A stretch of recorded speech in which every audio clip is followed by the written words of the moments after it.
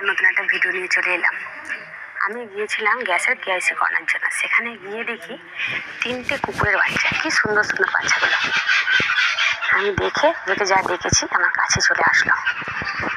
ওর মা দেখি না নিচে নেমেছে একটা পুকুরের নিচে, মানে খাবার খাওয়ার জন্য।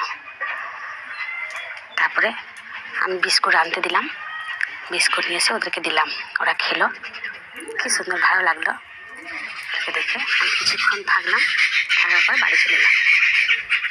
আমি একটা কথাই বলবো, সকল মানুষকে অনুরোধ করবো, যে খাবারগুলো আমরা নষ্ট করি এবং ফেলে দিই, সেই খাবারগুলো নষ্ট না করে ফেলে না দিয়ে যেন তোমরা ওদেরকে দাও।